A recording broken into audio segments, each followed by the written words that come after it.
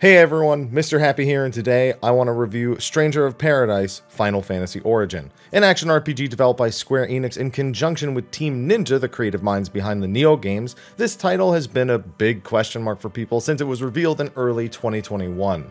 A trailer that was way too obsessed with chaos, chaos, chaos, chaos, chaos, chaos, chaos, chaos, to a demo that didn't work for several days. Over time though, once the demo was playable and as they released more promotional content, including a second and third demo, expectations were made brighter. The gameplay was being lauded and the trailers were a lot more complex than the first one. So, how did it turn out in the end?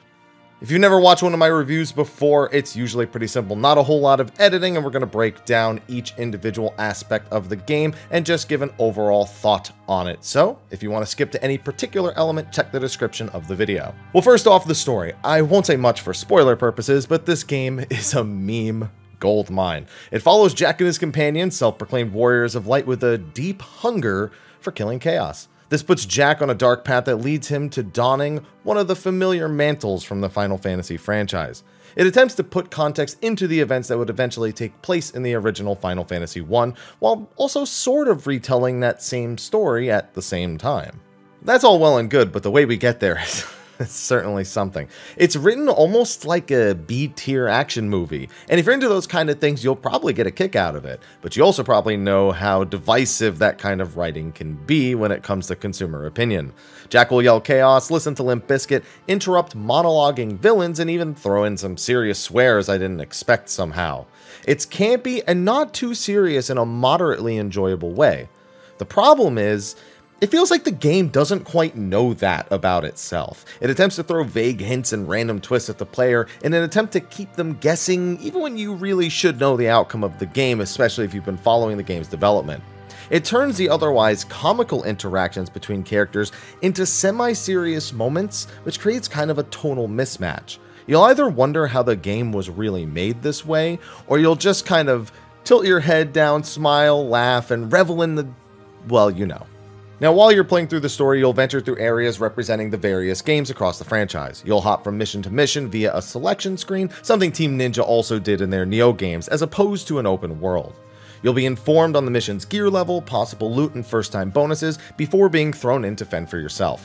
The levels themselves are recognizable to longtime fans, but might be mildly bland to people who aren't familiar with the franchise. While I loved seeing Sastasha from Final Fantasy XIV rebuilt for this game, and visiting the volcano caverns from the beginning of Final Fantasy VIII, to someone without intimate knowledge of the franchise, these are just going to seem like random forests, mountains, and towers. The darker palette and frequent fog effects also negatively impact the visuals, which becomes apparent when you do find scenes or sections of the levels that feature wonderful scale and presentation. It's there, it's just being muddied up a little bit. The locales also don't take as good a variety from the franchise as I feel like they could have. There's 4 or 5 towers, 2 forests, a couple of castles, and some mountains. That's not to say they aren't decent reimaginings of the areas they did select from the franchise, but the variety of references could have been better.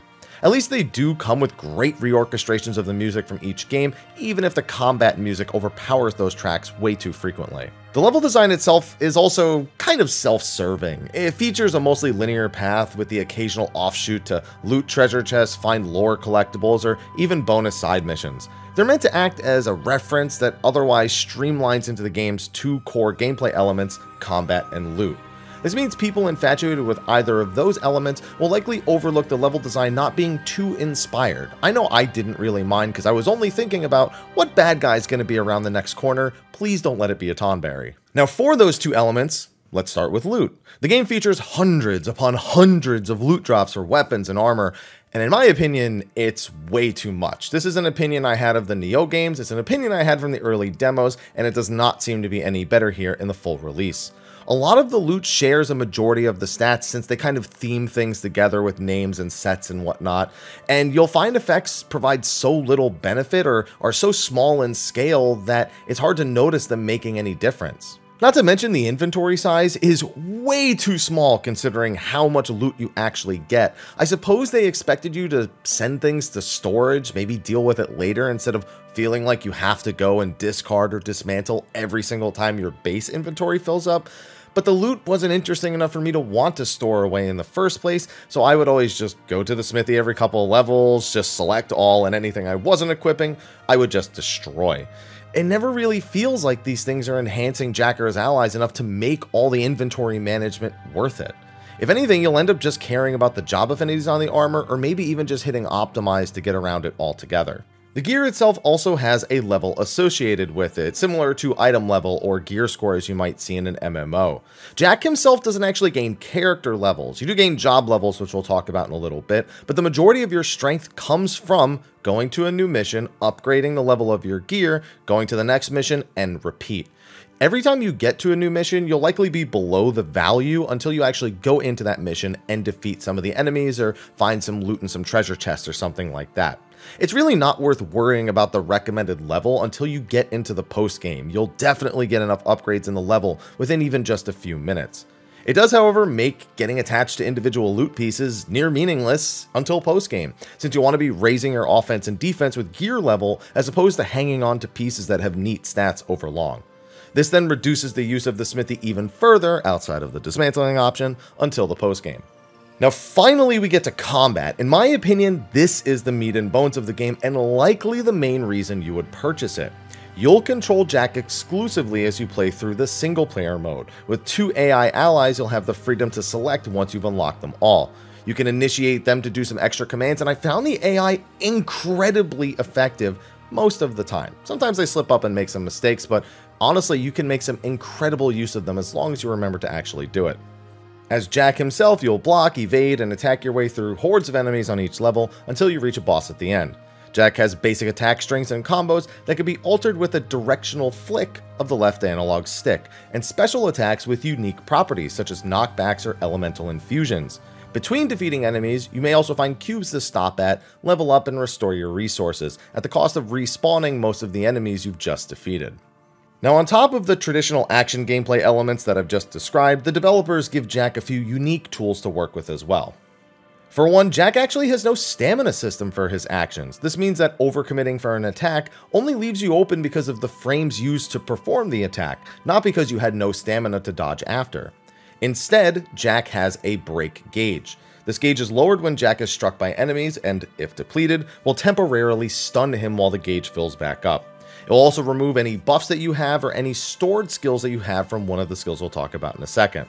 Blocking and using certain actions will also deplete the gauge, giving you a gameplay balance to maintain to avoid being broken. It serves its purpose well in most cases and is a solid substitute for the traditional stamina bar. On top of that, enemies and bosses also have a break gauge. If you manage to reduce it to 0, you can finish them off altogether, though in the case of bosses, you may have to do this twice to actually deplete both halves of their health bar. This means that you can play for actual HP damage, or you can build more towards things that do a lot of break damage, and that's especially useful against the tougher enemies where exploiting their weakness is more likely to hurt their break gauge than their health, which can sometimes be pretty high, especially on the higher difficulties. Now, one of the actions Jack can use his own break gauge on is called the Soul Shield. By holding this action, Jack can gradually deplete his break gauge to block an oncoming attack. Because it gradually depletes it, you really want to time it to as close as receiving the attack as possible. You don't want to sit there and drain the whole thing, then get hit, and bam, you're stunned on the ground. Now, since that might seem a little redundant with just regular blocking, I need to let you know that it does have some unique properties. The skill itself restores some of Jack's MP when you actually block a hit, raises his max MP, and on any attack with a blue name label, allows him to steal it and store the attack for his own use later. Turning opponents' skills against them or saving it for other enemies is a great little strategic thing you can do, and acts as a big highlight across the game in any given encounter. Don't forget to still use your normal block though. It's reliable and way less strenuous on your break gauge. One bad soul shield is the difference between life and death, but a block may not force you into such a predicament. However, the main draw of the combat for me is the job system. A staple in the Final Fantasy franchise, Jack has access to a number of potential playstyles that you can progress through and strengthen by changing his job.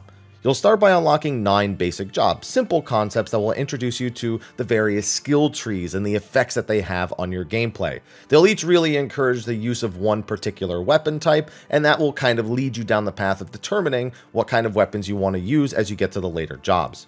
Now, as you unlock skills and job level ups across the multiple jobs, you can move on to advanced jobs and then eventually expert jobs. Every single one of the almost 30 jobs, even the basic ones, has their own unique theme and special attack, keeping a lot of them from feeling redundant or unattractive as options. You can even have 2 jobs equipped at once for Jack to freely swap between in the middle of a fight, which allows you to either bring 2 different play styles to cover your weaknesses or stack jobs that work well to enhance one another. Want to buff yourself during fights, but you like using fist weapons? Maybe you want to use Red Mage to cast Haste and Protect, and then go Monk and punch the crap out of things. Maybe you enjoy the Lance Hurl of Lancer, but you just upgraded to Dragoon, and it has jump, but you kinda miss that old skill. Throw them both on there. You could just double down on the whole I have a big spear playstyle, I suppose. There are tons of workable combinations and possible playstyles, even if a few do definitely outshine the rest. The skill trees themselves also unlock new skills with the various weapons, as well as command actions that you can use irrespective of your job or weapon choice. You can change what special attacks happen under certain conditions and equip the command abilities how you please. For example, I like to run blood weapons so I can heal off my attacks without putting stress on my potions, or I could use Invisible, which will actually decrease the amount of aggro I receive and force bosses to attack my allies instead, and then I can go on a heavy offensive. Again, the customization options are great here. Jobs also have affinities, which grant stats and bonus effects when you have enough of them. Job trees do have some affinity boosts on them, but the majority of this stat will come from your armor. Some affinity boosts provide simple health or offensive stat boosts, while some dramatically change gameplay styles. Stacking the right affinities goes a long way, and any affinity you have equipped, some of that EXP that you receive will actually get sent to those jobs. So if you were on Paladin, let's say, and you had some Knight affinity on your gear, your Knight would actually continue to get some EXP even though you're not playing on it. So there are tons of benefits to altering what affinities you bring on your armor. As for the actual enemies and bosses, you'll find a decent variety of bosses and enemies, some that you'll like and some that will infuriate you beyond all belief. Regardless, you can work through any enemy with any setup. It'll just ask you to improve a bit. I wish the enemy variety was a little bit more. It's kind of indicative of the old school Final Fantasies, lots of palette swaps and occasional new skills being added onto enemy types that you've seen throughout the whole game. Doesn't mean that we can't wish for something a little bit more. And if you do have trouble with any of these, you can always change the difficulty at any point. There's a story mode for beginners, action or normal mode for your average player, and hard mode for experts, with the story mode even having an even easier casual setting to really let you enjoy it at any skill level. The post-game even has a chaos mode to grind up gear and take on more menacing challenges, but I felt that chaos mode was missing more unique missions to really give players more post-game drive. It's mostly just playing through the missions you've already played through and gradually raising the item level of the loot and the monsters you're fighting. A bit of a disappointment, but there are some welcome challenges along the way, and I still had fun with it because the gameplay itself is just a lot of fun. Now, while I could go into the more minute details and really break it down, I'll save that for another video. Overall, did I think it was worth it? Yeah, it was a pretty good time. A lot of the things as a longtime franchise lover, I can kind of look past. The environments were exciting because I could just see them as the reimaginings that they were, and I wasn't really bogged down by the added fog effects or the muddiness of the visuals. The cutscenes were campy as heck, and you know, I grew up with those kind of movies, so I kind of liked it, even if I can admit that that's definitely not going to be for everybody. The combat really hard carried it along with the job system and the customization, even if the loot was again kind of bogged down a little bit. Should you buy it? Should you skip it? I'd say most people's curiosity will probably lead them to try it at some point, whether or not they just buy it after it's no longer $60, wait for a sale, whatever it is you decide to do. But overall, I think most people will just find it as mindless fun. And you know what? After some of the more serious titles that I've played this year, I was kind of glad to have the change of pace, and I kind of just hope to see that this game improves with the DLCs and improves as time goes on, because I'm sure Team Ninja will be looking at feedback and taking certain things into consideration. They have a good track record with it at the very least. With that, thank you for watching this video. Be sure to keep an eye out for some other Stranger of Paradise videos and some other things that are going to be popping up on the channel. Be sure to like, favorite, subscribe, and share, and I'll see you in the next one. Until then, take care.